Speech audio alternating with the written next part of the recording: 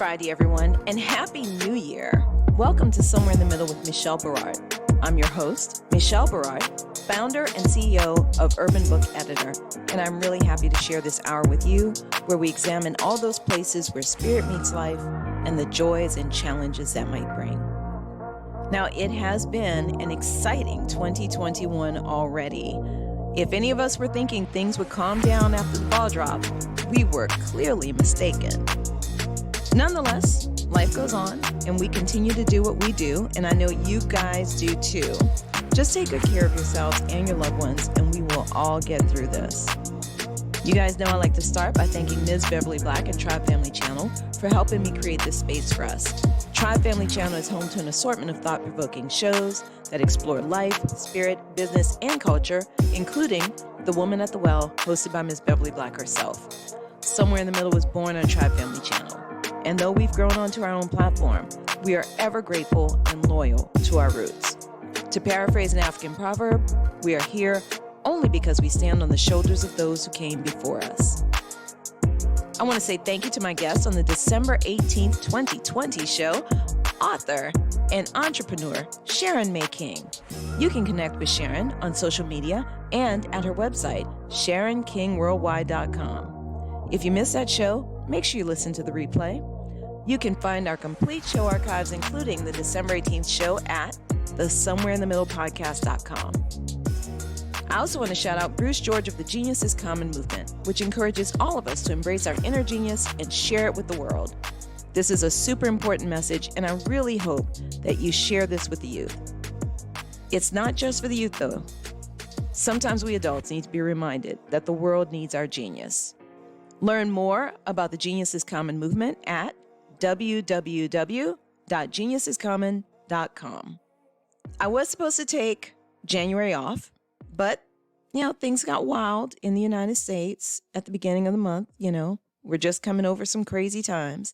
So I decided to switch the schedule around. This week's interview is so timely, given everything that's happening right now, and my guest is an absolute delight. Deloria Nelson Streete is the president of Authentic Culture and Engagement Solutions, Inc., ACE. ACE is a dynamic consulting firm that focuses on providing solutions to companies who want to enhance and strengthen their culture through authentic engagement and inclusion. Dee was recently the managing director of diversity and inclusion for Charles Schwab and Company, where she led the national inclusion effort for the firm. Deloria is a published author, an amazing speaker who has worked professionally in human resources for more than 25 years with various Fortune 500 companies, including Walt Disney World. Deloria's personal brand is positive energy, courage, authenticity, and an uplifting spirit. Her workshops and keynotes are engaging, educational, and transformational. Dee has a BA in Mass Communications and an MPA in Human Resources from Clark Atlanta University. Her commitment to diversity and inclusion stems from her personal mission statement, which encapsulates helping people find and leverage their unique gifts. In her spare time, you will find her writing poetry, spoiling her twin granddaughters, or on the farm with her husband, children, and adorable goats.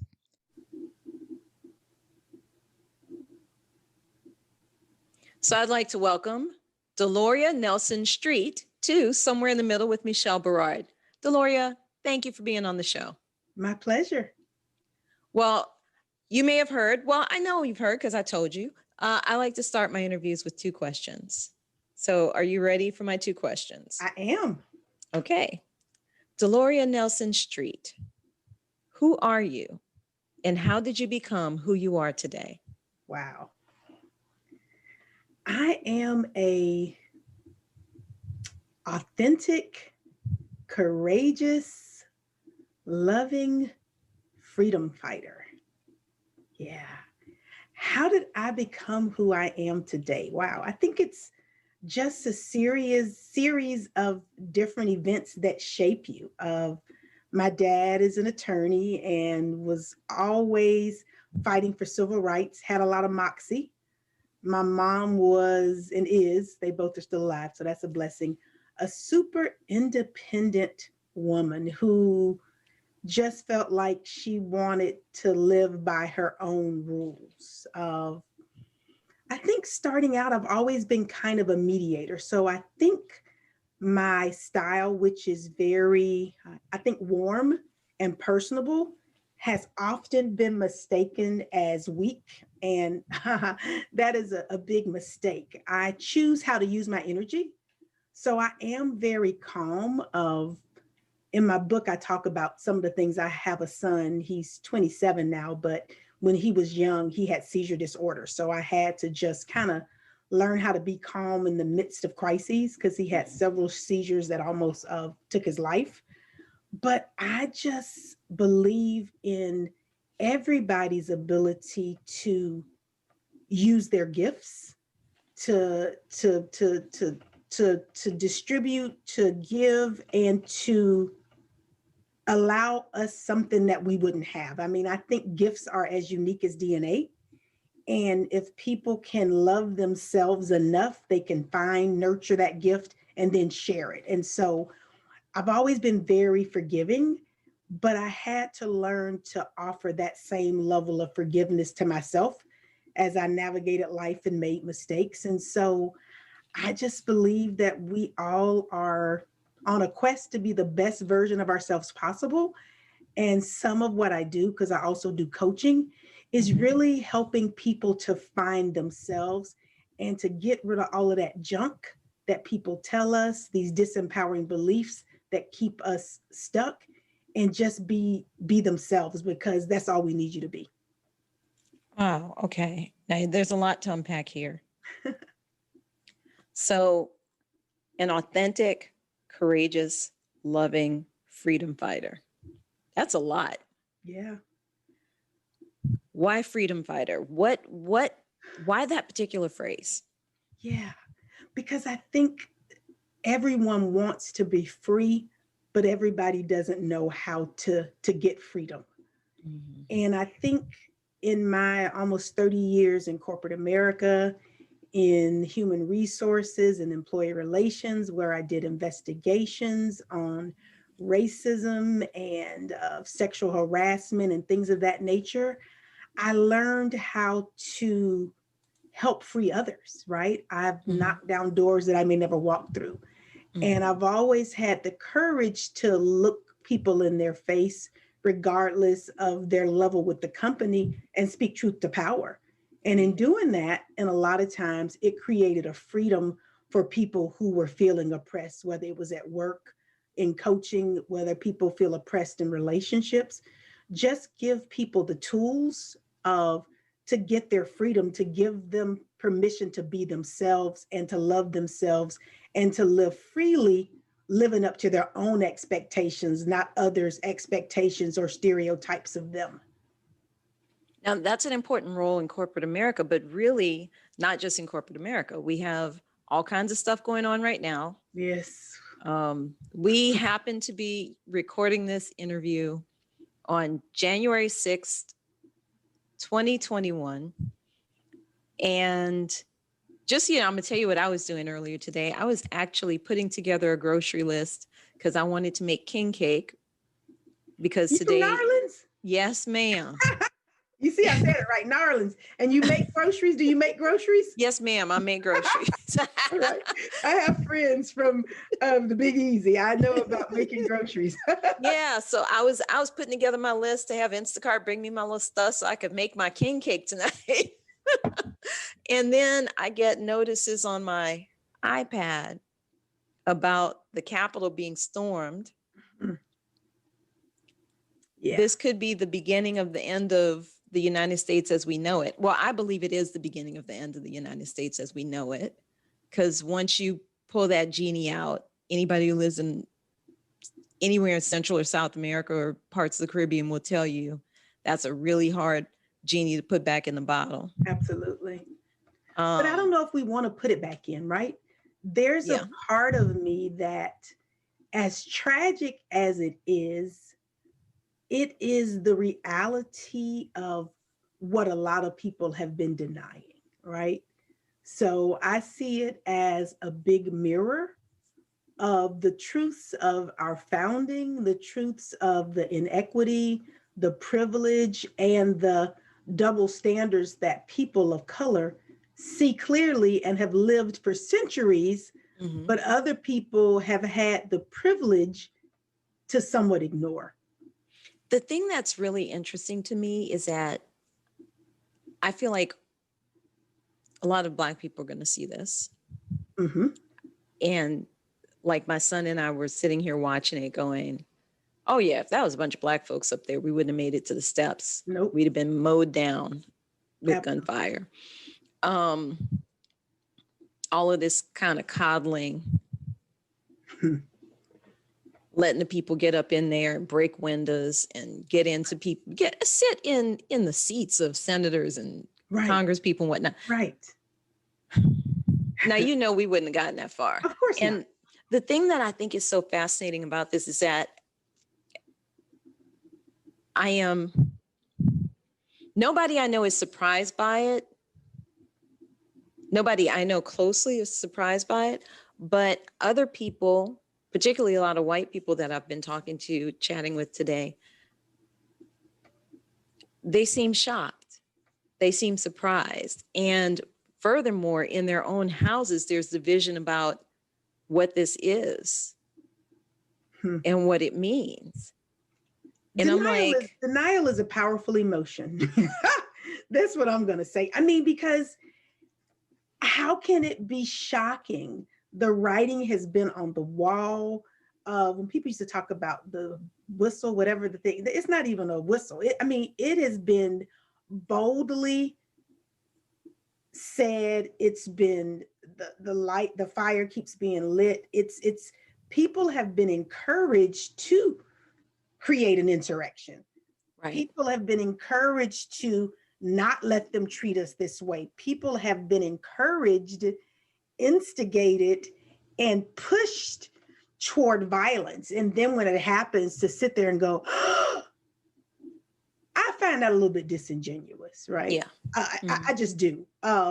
Whether you want to believe it or not, it has been clear. Now, I get that it's clearer to people who are protesting the murders of unarmed Black people and are called looters and rioters and get pepper sprayed. I get that, we get it. But just the contrast was just so overwhelmingly unfair that I find myself just looking at it and just, this is America. This, unfortunately, is the history of how we've operated for centuries and how the accountability has never been there for those who impart the most violence against of others, and especially the least of these, whether they're brown, Black, or immigrants. And well, one of the things I think is really interesting about what you say, though, is that there's this disingenuousness. People are looking at this, and some of them are saying, "Yeah, we're defending freedom," and you're like, "In what way are we're defending democracy? In what way are you defending democracy?" I just got a note that said, "Woman shot at U.S. Capitol dies." She died. Oh, wow. Yeah. Yeah. How you defending freedom and somebody died, right? But it's the narrative. I mean, I really think people can create their own reality. And that's what has happened. And if you have someone else who plays into it, you have TV stations or radio stations or chat groups who keep saying the same thing, keep reverberating the same message. If you aren't doing your own research, if you aren't studying history, if you aren't reading it, you have become a part of the problem, and you are just falling into line. I mean, we think about it. My husband used to say, this is what happened with Hitler. This is what happened with Hitler. And he's from Grenada, so he knows a little bit about, unfairness, how Grenada, as small as they were, was considered a threat to the United States and got bombed. I mean, it was crazy. Yeah. He kept telling me about it. And then I was like, what? Because I hadn't really heard about it. Because, we have a really good way of sharing what makes America looks great and Yeah. hiding what doesn't. Hmm. But yeah, it's clear we have to tell ourselves the truth to really get free. We can continue to pretend and act like what's happening is not happening and then wake up and not even recognize ourselves or not even recognize our country, or we can deal with the reality of the murder, the hate, the greed that got us here. Now, once again, I'm not one of these folk that say I hate America. People go back home. Look, I'm here. I helped build this country, so I'm not going anywhere. Hmm. But the reality is, it is a disservice to not look at what has happened, because if you don't look at the past, you can be doomed to repeat it. Yeah. And so I, as hard as it was to watch, I'm really hoping that people will take off these rose-colored glasses, quit practicing self-deception, and get into the reality of the choices we've made, the challenges and the ugly and the good, but Hmm. start doing the work and Right. quit pretending. Yeah. Well, but that's what happens, I think, in a lot of environments. It happens in a corporate environment, Oh yeah. where you can see, I have been observing different perspectives where there are things that I can clearly see are racial or cultural differences. And I acknowledge them as racial or cultural differences. It doesn't mean they're necessarily all bad. Some of No. them are just the ways that people approach things. And you come from a background of cultural engagement, so you understand what I mean when I say that. You know, if you come out of a very traditional Asian culture, for example, you will approach things in a particular way because of the Absolutely. way that your society operated. Absolutely. Same thing, you know, I lived in Mexico some years back, and we had cross-cultural training when we went. And one of the things I observed was that there's certain things that the people did not want. Like, if there was a project going on, my husband was an engineer, my ex-husband, but was an engineer, and he was leading a team there. The Mexican workers did not want to tell him they could not do something by a certain date. So they would agree to it, but then they would let the date slip and Right. not acknowledge it. And it was a form of being Respectful in their mind. respectful of Mhm. his position, Right. Like, to I can't not tell you tell no. him no. Right. Yep. As opposed to Absolutely. saying, understanding that as an American, we're like, okay, if you can't do it by that date, that's cool. Let Right. us know so we Sure. can plan accordingly, right? And Absolutely. but if we had not had cross-cultural training on these things, we would not have come to understand that. No, I agree, because we look at it from our own mindset and our point of view. And I have two examples of, one is and it was the Asian culture versus American, and they say, draw a picture of yourself. Mhm. And so when the Asians would draw a picture of themselves, they would draw the picture of themselves, maybe their family, the village, the house, Mhm. and we would just draw that selfie, right? Mhm. Because they are raised to be more interdependent. They Yes. don't see themselves as an individual. They see themselves as a part of a greater society, the Mhm. earth, the parentage, everything. And we just like, hey, Mhm. it's just me. And so much of that is what is needed to have great teams, to be able to see things in certain ways, and to have that innovation that boosts companies. But you have to learn it, acknowledge it, and respect it, because it's not right or wrong. It's Right. just the way I was raised, and it was the way that I see things based on my culture. So it's powerful if you can acknowledge it, and if you can kind of gather it up and focus it in a way that's positive, as opposed to trying to ignore it and, making round people trying to fit in the square holes, right? Or It didn't even work. not that. I notice in some companies there's even a tendency, and I think this is also a cultural difference, like East Coast to West Coast, South to North type thing, where particularly West Coast folks, they do not, in my observation, acknowledge racial issues No, in the no, West same Coast way. peeps and California, they are very different. But I think but they still have racial issues there. That's the they thing that's do. fascinating about It's it, is very they fascinating. don't Definitely not black and acknowledge white, them. though. No, especially not black and white. It's Right. kind of a hodgepodge of gray, brown, whatever. It's all of these other things going on, but black and white is very hard to acknowledge. But it's real. But I think once again, they've bought into the myth, especially in California, that Right. they're so liberal and they're so progressive. Inclusive and so forth. Yeah. Exactly. And they are with certain things. I mean, there's certain laws and rules, but you're still people. Exactly. And people are people, and people have biases, and so you don't get to not have them. Right. Because you happen to be on the West Coast. It helps to, I think it helps so much to acknowledge, if you see them and you acknowledge them, you name a thing, it's easy. It's easier if you name a thing to deal with the thing, right? I agree. So I think it's just an observation I've had because I just came back from California a few months back, and it's just something I've observed. In some ways, being down south is easier. Well, because it's in your face, right? And it's I don't know, I guess. I think it's because, I think it's because we found a way to live together, even though we have these problems. Whereas in California, I felt like, it was so real. I don't think we could ignore it. Historically, it was so palpable.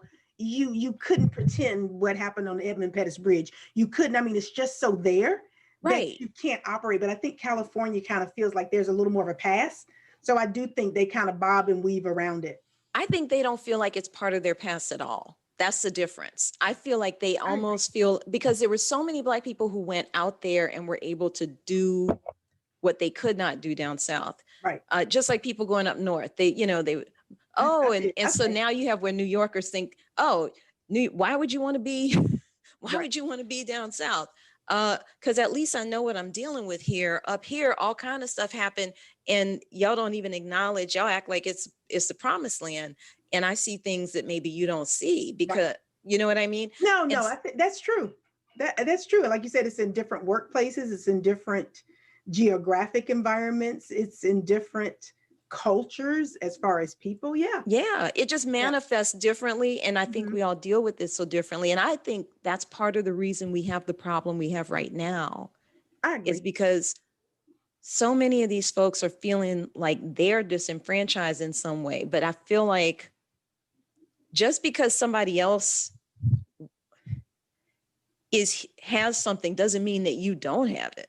Well, that's right. The pie is big enough for everybody to get a slice. It's fear, though, but it's been perpetuated as a zero-sum game. And I feel like it's been perpetuated that way to gain power, because fear, unfortunately, sometimes moves people more than love, right? I mean, and so very strong motivator. If they get that, then they're taking it from us. Come on. I mean, the pie is big enough. If we work collectively, then the pie gets bigger, so we all get more. Yeah, but it's no just one like is telling you that. Well, it's just like when you're in traffic. If everybody cooperates, we'll all get where we're going on time. But it's when y'all be acting up. Okay. It causes problems. Cutting people off. Cutting people off. You cause accidents. Cut that out. Thinking, how far did that get you, right? You know? No, I agree. I mean, that's a very good analogy. Yeah, we all trying to go to the same place. Cooperating, we can all get there, as opposed to doing crazy stuff and somebody gets hurt in an accident. And guess what? It's going to take you longer, or you may not get there because now the accident got traffic blacked up for 2 hours. Exactly. Yeah. Exactly. That's a really good analogy. Okay, can I use that one? By all means. By all means. I'm a big fan. I take other people's stuff all the time. Okay, yeah. I have Maximizer, my Gallup. So I don't like to create. I can go from good to great. So yeah. There you go. I like it. I like it. Best practice sharing. That was the HR word. Best practice sharing. Is that what they say? You see, I come from a training background. So we didn't have a fancy term like that. We just always shared each other's ideas, however we did it, you know? There's somebody's got a good way of explaining things. That was the HR way of saying, I didn't create it, but it's a good best practice. So I'm gonna start using it.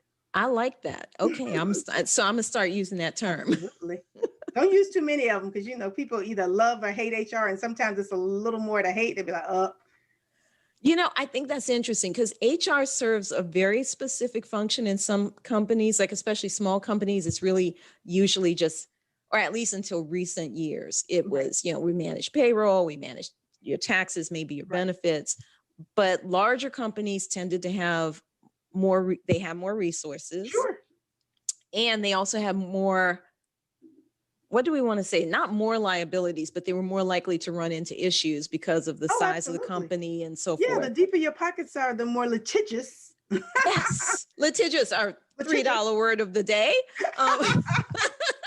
The more you're Yeah, going to get sued. So now you have your employee relations, you got your HR right. business partners, and you're putting things in place and complaint resolution. Exactly. Yeah, all of the above. But that's where a role like yours really comes into play in some ways, in that you can help by training people, by educating people, by helping cross those gaps culturally Absolutely. and different ways like Absolutely. that, right? So Yeah, why don't you it explain in makes more sense. detail what you do, how you do it? Okay. So what I currently do, I'm the president of Authentic Culture and Engagement Solutions, so ACE Solutions Group. And I really help companies to create more inclusion, because inclusion directly impacts your culture, and Mhm. a good culture directly impacts engagement. And highly engaged companies are more productive, they're more profitable, they have less turnover, and it just creates an environment where people want to be there. But I Mhm. think, to your point, people like to play games. And so it was funny when I started trying to figure out the name for my company, I kept trying to think about diversity and inclusion. And I remember talking to a friend, and I don't have diversity and inclusion in my title. And I'll tell you why. It was really interesting. They interviewed a lot of CEOs and they were asking, what are your priorities? And like 90% of them said culture. And then they asked them about diversity, and it ended up being like 30%, right? Mhm. But come on, it's, to me, it's the same thing, because Right. an inclusive culture is what we're all looking for, because that, when everybody feels like they can bring their whole self to work and not worry about what I have on, how my hair is, do I have locks, and just do the job, Mhm. man, you're going to be hitting on all cylinders. But it was the buzzwords and the fear, right, Mhm. that it felt better to say culture and engagement. So I said, okay, you know what? I don't really care what you call it. I'm going to get in there and help you authentically look at your culture and figure out how to help it become more inclusive. And so some of what I do is a cultural audit, whereas a company's like, hey, we've been on this D&I journey for a while. We don't seem like we're making any movement, or we're just at the start. And my thing is, I ask them, where do you think you are on the continuum? And they may say, I say 1 to 10. 10 is you're inclusive, you have representation at all levels, introverts, extroverts, LGBT, Black, brown, Muslim, everybody's just, very few say 10. But the reality is, people don't always know where they are, right? Mhm. Where they think they are and where they are, therein lies the gap. And I Mhm. always make jokes a little bit about it. I'm like, I'll tell the emperor he's butt ass naked, right? I'll do it very professionally, right? Right. But so many people, and I think some CEOs realize this, the higher up you get, the less people will tell you the truth. Right. The more people are going to tell you what you want to hear. So a Mhm. lot of what we do is we get in and we do a survey we do one-on-one interviews. And it's always good to me for companies to use a third party, because people will be more truthful, because you don't work there. And I feel like I Right. can trust her. She won't hold it against me. And the way we get the data out, we don't ever name names.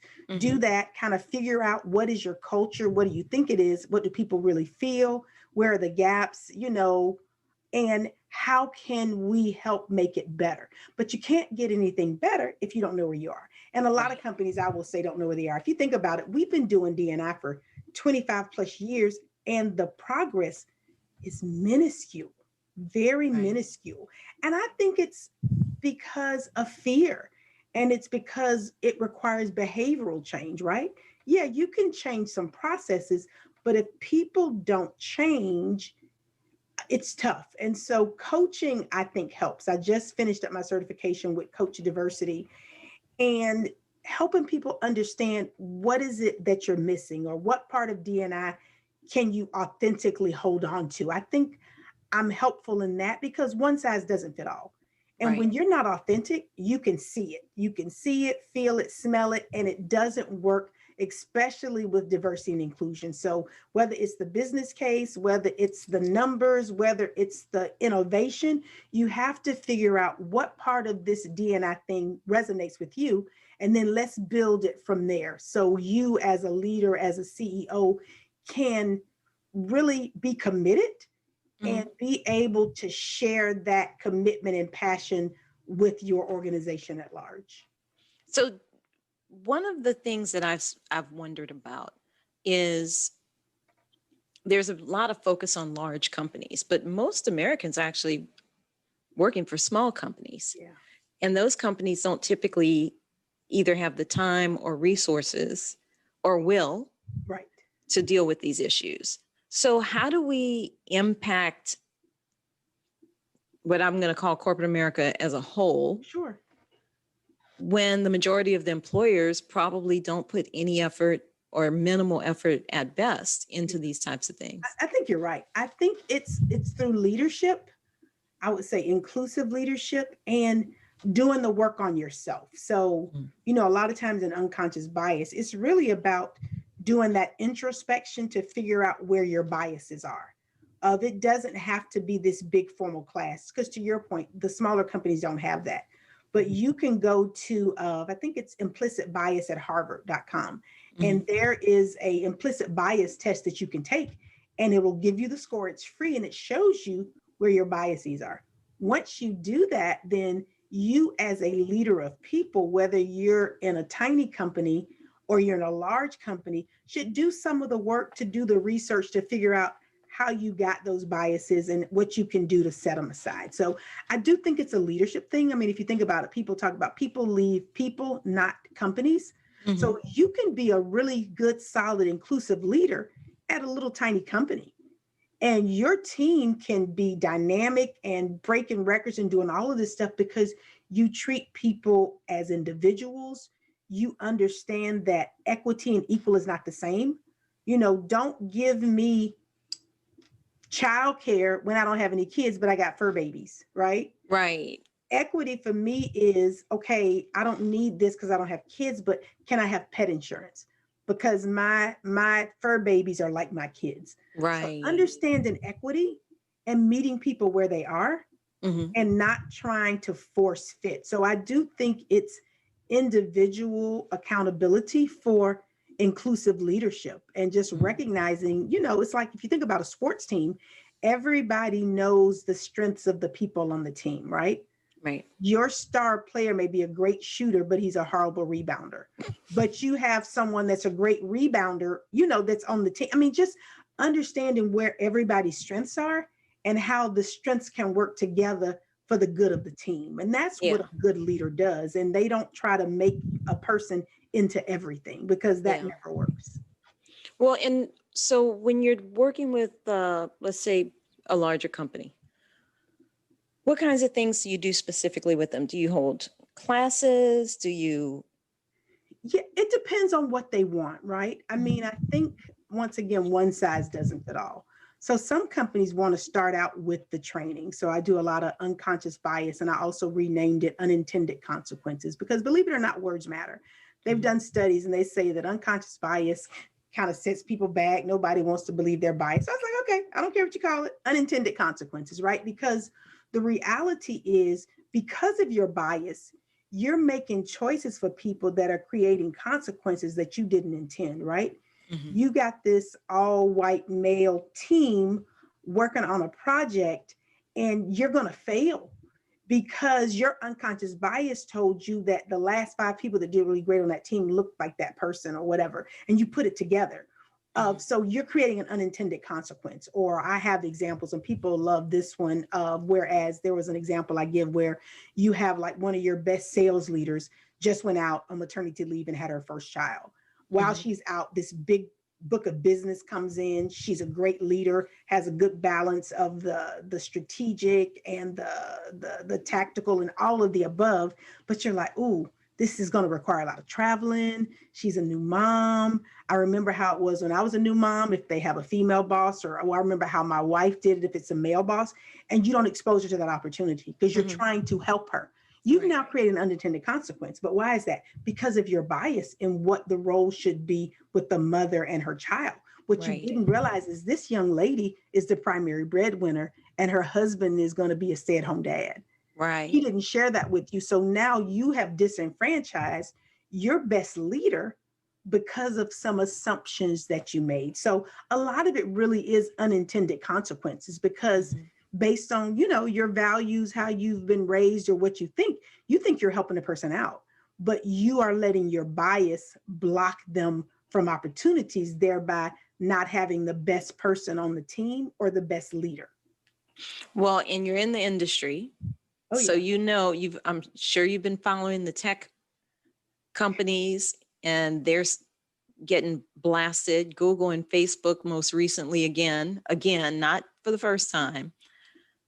How common are these issues? I know in tech this is a particular issue, and it impacts not just the work environment, but also the software that's created, Oh yeah, that right? AI mess. There's the AI issue, but also just general, like, things you don't think about with when software is created, Right. if you're not building in enough accessibility, for example, Sure, for people, absolutely. things of that nature. So what's the word amongst leaders in your field about these big companies and how to get them to really change? Because they say they're changing, they say they're doing things, then 6 months later a new report comes out or more whistleblowing about how hard it is to. Because they aren't being authentic. I mean, you Mhm. got to tell yourself the truth about where you are and what you don't know. And I think what happens is a lot of times, and that's why I am so glad I am independent, Mhm. because it is hard to be as courageous as you want to be when you're working in a company because people don't always want to hear the truth.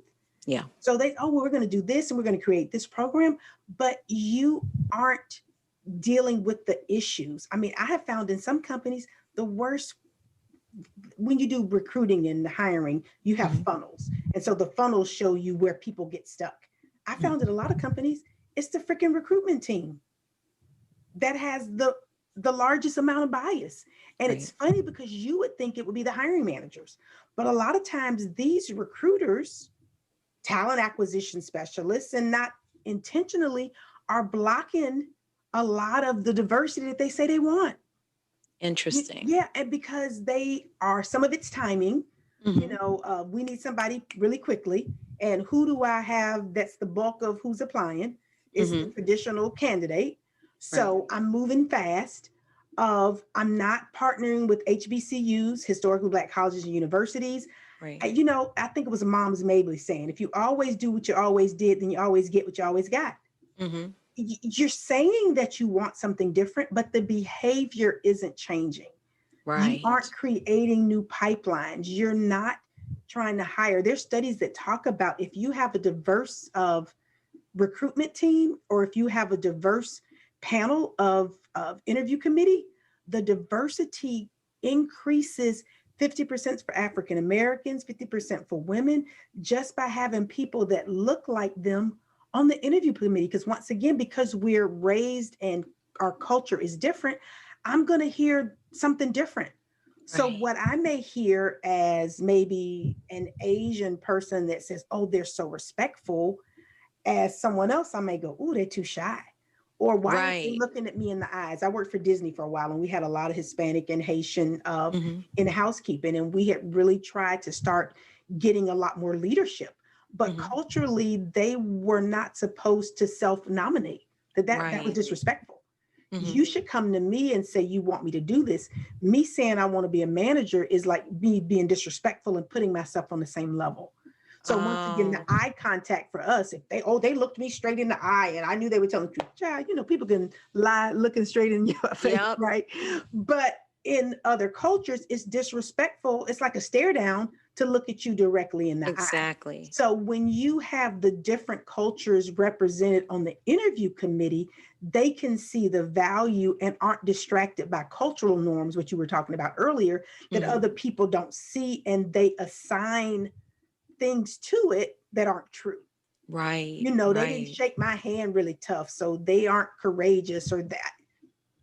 It has nothing to do with how they're going to perform on the job. I mean, I even challenge people now about what is professionalism, right? Right. Because they decided a long time ago that our natural hair wasn't professional, right? Right. And so, oh, her hair's not the professional. How does professional hair look? Well, and then the lady who was talking about Google, she was actually in diversity in at Google, said that something about her accent was considered, one of the managers over there told her accent was unprofessional because she's from, I think, Baltimore or New York, some place that has a pretty strong East Coast accent. Isn't that crazy? But there's studies that even talk about how accents that are like British or whatever are considered, woo, people want to hear it and they think what you're saying makes sense. Whereas accents from Latin America, other places, people don't think you're as intelligent. It's crazy. Or down south. Oh yeah, that's true. They'll play a Southerner with a quickness. Right. Yeah, they don't think you're smart, right? So all of these things we've assigned to things that, if you think about it, if we ever thought about it, they make no sense, but they keep getting passed down and people tell you this. And, like I said, I'm not a tattoo kind of person, but how has a tattoo ever kept someone from contributing amazing things? It can't. Right. It varies so much from place to place. Like coming from down south, honestly, I had never seen so many tattoos in my life until I went out to California. Everybody was tatted up. I was like, grandmas in the grocery store all tatted. I'm like, wait, I don't even know what this is. But that's because down here, that's not as common. It's obviously become more common in recent years. But you're right. I mean, starting out, it's the same thing with hair. I mean, my dad, and it was like when I started wearing braids, my dad was kind of like, not that he wasn't a freedom fighter, but in his era, you had to assimilate more, at least in your clothing, and be what was considered super professional to get the opportunity. Right. So you didn't really want to do anything to deviate from that, right? Yeah. Right. Because it was always hard enough for us to get an opportunity. And unfortunately, we knew if one got it, we were representing the whole race. We didn't get the opportunity to just represent ourselves, right? Right. So little black girl, if you mess up, they may not hire anybody black for, 4 years. Right. Exactly. Yeah. No, I think that's really, and it's interesting too, because so much of that still exists. The only place where I've seen any flexibility in that so far have been in either kind of more artistic areas, or ironically in tech. You get a lot more flexibility, I think, than in other parts of business. They aren't looking at the professionalism, whatever that means, as much as the output. So they're very big on output. They're big on output and data. Out of bed, right? You rolled out of bed, but you're brilliant and you can do these algorithms and the coding, so nobody's saying anything. Right. Now that's for the developers more so, in my opinion. Oh, I agree. If you're in HR, if you're in training, if you're in any of these other areas, you still have the same kinds of things, even in tech. But if you're crawling around on the floor chasing wires, or if you're doing the software, there's a lot more flexibility. Absolutely. I think it's really interesting too, and not interesting in a good way, interesting as in something we should observe and try to figure out how to get rid of. Recently, a video of a doctor with COVID, a Black doctor with COVID, went viral because she was talking about the care that she was getting. She was in a hospital in Indiana. Did you see that? Yeah, and then she died. She died, and she was telling them that this is how Black people get killed, because her doctor was being extraordinarily arrogant.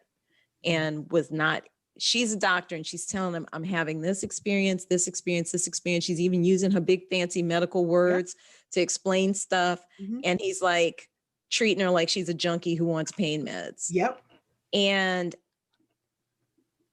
it blows my mind when something like this happens. But in healthcare in particular, this is so important, because they've done the research and shown that most people coming out of medical school still think that Black people don't experience pain the same way that white people they've done a lot of work on that. And recently I've acquired 2 or 3 of medical healthcare clients. So it is interesting. The good news is there's more awareness, but we have to tackle it, right? I mean, you think about what happened with Serena Williams, and if she hadn't been able to push like something's not right. But once again, and I got this Black girl magic cup, and it's not always magic, it's work. But I do think we've been able to endure so many things, and make it look easy, that people have dehumanized us. Yeah. And so the pain doesn't seem as real because we don't whine about everything because we have to just keep going. But Yeah. it doesn't mean that it's not real. And Yeah. so, I mean, it's really alarming if you think about the inequity in treatment in a healthcare setting. But the reality is, and this is what I tell people, inequity exists in every institution that we have in the United States. There Yeah. is not one that escaped it, but I think we kind of forget or are in denial. But I mean, when after the George Floyd thing happened and a couple of companies wanted me to do things on race, I said, well, if you really want to get real, it's in everything. I went all the way back to the Spangled Banner that had that stanza about slaves, and they took it out. Right. And then you think about real estate and red lighting. You think about loans and the financial services environment. You think about education and the likelihood of Black students to be disciplined more harshly, to be suspended more often. And it goes on and on. And it's in every Black single children to be environment. put in ADHD Absolutely. designations ESE, and special absolutely. classes and so forth. Absolutely. Yeah. All of the above. So it's not like one thing. Oh, well, you're just using the race card.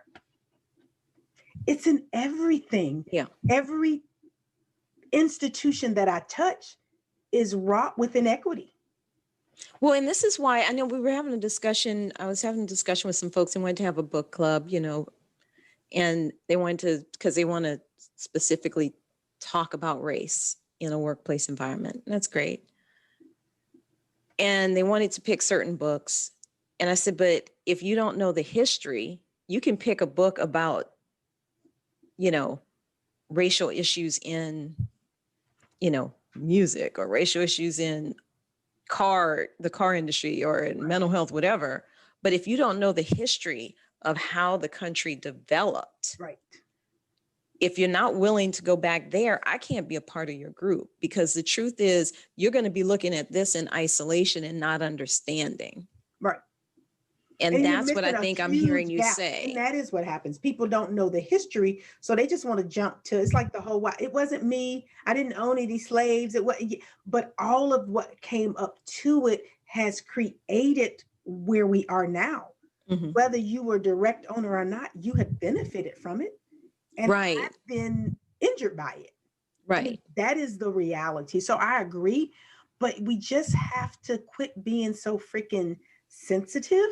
Like they say, the white tears and let's just deal with the reality that nobody's perfect, but let's look at what has happened so that we can really get healed and move forward. But if you just want to jump to the day and all opportunities are equal and all, okay, yeah, it's not real, but you can't move forward. I mean, you can't ignore the history. And a lot of people do want folk to ignore the history and let's just start where we are. Well, but where I am, the history is what put me where I am. Right. So I can't start where I am because it didn't start where I am. It started 400 years ago. Right. Yeah. Yeah. It's a tough. I've been fine. I've been struggling with this for such a while. And then in light of everything that's going on right now, because I personally believe, and I'm bringing it back to where we were at the top of the show, basically, because I personally believe that what we're looking at is people trying to kick off a second civil war, because they weren't happy with the first outcome, and they're feeling like they're quote unquote losing their country. And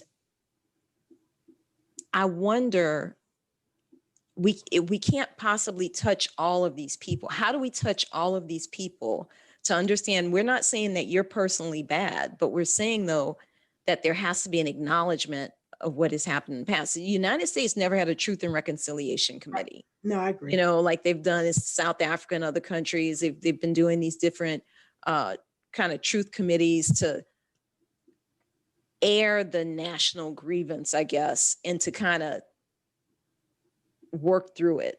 Right.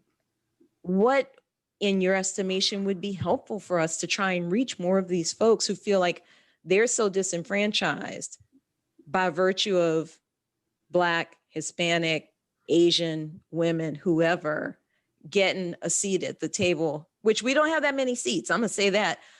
I'm going to say that from the outside, but you get one seat at the table and somebody's, it's Oh, a I know. crisis. It's actually kind of funny, right? Because things haven't changed much. And the overall percentages of representation in C-suites and high places is so minuscule that you're like, really? Yeah. But not even in high places. I mean, I think it's really interesting. Any place, huh? Any place. You just try to get a space in the line at the grocery store. Somebody got something to say to you these days. You try to hold on, keep a mask on your face because you don't want to catch the Rona. They got something to say to you. I'm like, why is my wearing a mask hurting you? I don't understand. Calm down, man. Right. What are your thoughts? I mean, we're kind of making light in a way, but I really wonder if there's a way that we can touch more people and get people more curious about each other and less fearful of each other. Because I think it's the fear that drives all of this. It's having authentic relationships. I remember I talked about the Harvard implicit bias test, and I think it was in one of Malcolm Gladwell's books. It may have been Blink. And the guy was so annoyed because he kept saying, I'm not biased, because nobody wants to be biased, but we all are. And so he kept taking the test, and it was showing that he was biased against Black folk, and it just bothered him. So he kept taking it, kept getting the same scores. Then one time his score showed he was less biased. And it was like, well, what were you doing before that? And he had been watching the Olympics. And he had been watching, I don't know if it was track and field, but it was an area where African Americans were really soaring and excelling and being shown in a positive light. And so what that showed is it really is about creating authentic relationships with the other, whatever that other is, right? Because if you think about it, a lot of unconscious bias is really about shortcuts. We are trying to process millions of pieces of information simultaneously. It's so much we can't do it. So our brain creates shortcuts. So what the shortcut says is, okay, I'm going to just create categories, right? So I don't have all this time, but I'm a black woman. And so in my mind, white law enforcement officers may be racist. So in my mind, I've not met any, there are none in my family. I'm not friends with any. So based on what I've seen on TV, I've created a little script. Okay, white law enforcement officers, racist, right? So if I deal with one, I'm dealing with a place of apprehension, distrust, blah, blah, blah. But if in fact my next door neighbor, right, was a white law enforcement officer and we developed a good relationship, me and the wife and the husband, we would sit and eat cookies. We started babysitting kids, doing on dates and stuff. I realized, wow, Jim is a really cool guy. So now instead of the stereotypical tape that I have in my head for white law enforcement officers, I have an authentic relationship so I can put in real data. So now when another white law enforcement officer comes up to me, now I'm speeding, so I'm not happy. Right. But I don't think the person is a monster. Right. It is authentic relationships with the other that can shift the narrative. Because if you experience that person for yourself and you have a good experience, then all of the stereotypical things that you were told because you've had a fear and you haven't had a real relationship will start to diminish. Right. So that really is the best thing that is really going to have an impact. Have an authentic relationship with somebody different. Step outside of your comfort zone and try to get to know people. And it's simple, but it's real. That's the assignment. Everybody within the sound of our voices, go make a new friend of a different it's true. group. Go, if you Christian, go to a synagogue. If you, it is true. Start realizing, because if we started doing it more, we would realize we have more in common than we don't.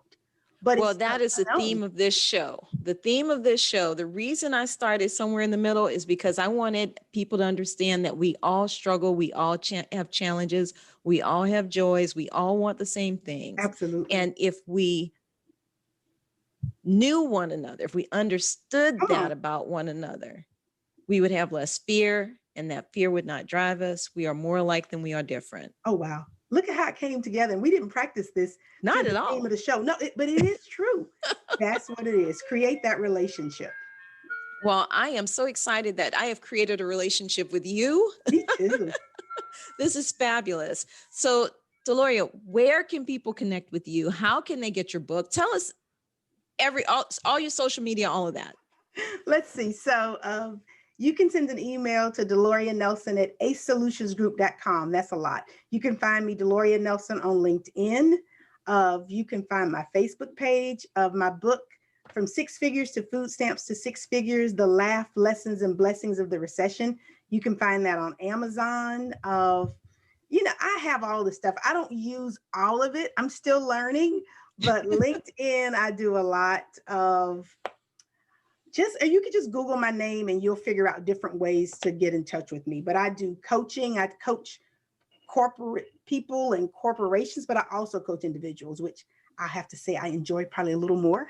Yeah. Because you can see that progress. And I have a few clients and they're just like beaming and checking stuff off the list and recognizing their power. And I just want everybody to be the best version of themselves possible. So if I have an opportunity to impact somebody in a positive way, I'm all about it. CoachDeloria@gmail.com.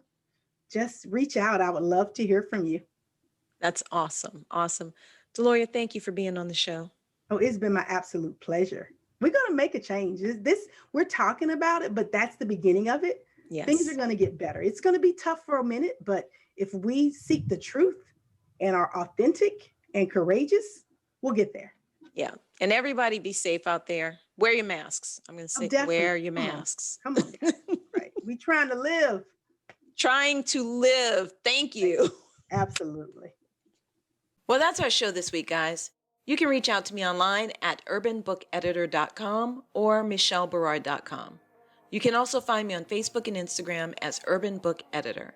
Send me a note. I'd love to hear from you. Feel free to send in some topics you'd like us to cover on the show. I said at the end of the last show that we would be taking January off, but events in Washington, D.C. last week shifted our schedule a bit. So we'll be taking time off for the rest of January and the beginning of February and sharing some encore presentations of great interviews with you. So make sure you tune in for our next show on January 29th, 2021. You can find us twice a month on Fridays at 5 p.m. Pacific, 6 p.m. Mountain, 7 p.m. Central, and 8 p.m. Eastern at the Somewhere in the Middle podcast.com.